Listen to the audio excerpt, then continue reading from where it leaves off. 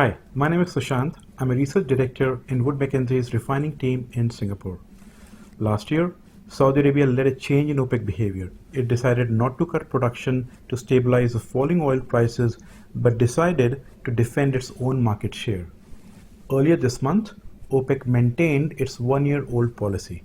OPEC wants the high-cost producers to join hands in correcting the oversupply situation. So 1 year on, how's this strategy working for Saudi Arabia? We believe Saudi Arabia's strategy is working, but clearly it is taking more time and requiring much lower oil prices than Saudi Arabia would have liked.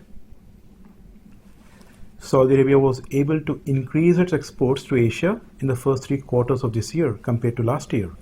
Even though its market share in Asia reduced marginally by 0.5%, it was able to increase its export amidst the growing export volumes from Iraq, Russia, and Latin America. And we believe this is a positive outcome for Saudi Arabia in the current situation. However, it came at a cost to Saudi Arabia. To compete, it had to lower its official selling prices, or OSPs, to Asian refiners. OSPs for Saudi crudes fell by on an average $2 per barrel versus the benchmark Oman Dubai in 2015. This alone equates to a lower revenue of around $3 billion per annum. Competition for market share in Asia is going to intensify next year because of 3 main reasons. First, crude runs in Asia are expected to increase by only 540,000 barrels per day next year, compared to an increase of around 710,000 barrels per day this year. This means Asia will need to import less crude next year compared to this year. The main reason for a slower growth in crude runs is high crude and product stocks in Asia currently. Second, more supply from Iran and Iraq. We expect additional 260,000 barrels per day from Iran and 100,000 barrels per day of crude oil from Iraq next year compared to this year. After sanctions are lifted, Iran will try and gain back the markets it has not had access to, and Asia will be its key target. Saudi Arabia will also face competition from Russia.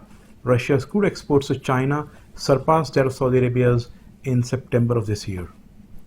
And last point, refining margins in Asia are expected to be much lower next year compared to this year, which will put a further pressure on the refiners to select the most attractive crudes. Hence, crude producers will have to competitively price their crude oil. Now, this chart shows how Saudi crude should be priced in 2016 to compete with other crude options available to Asian refiners. Comparing 15 and 16, Saudi Arabia will need to either maintain its low OSPs or cut them further. Other suppliers looking to position themselves in Asia will have to pay close attention to Saudi's pricing strategy in Asia. And as a result of this competition, there are 2 main benefits for Asia. First, more crude price discounts will offset the impact of weaker product cracks on refining margins next year. Refiners should make an effort to increase their spot market purchases compared to term barrels.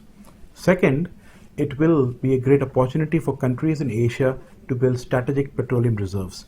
We expect China and India to build crude stocks in the range of around 200 to 300,000 barrels per day next year.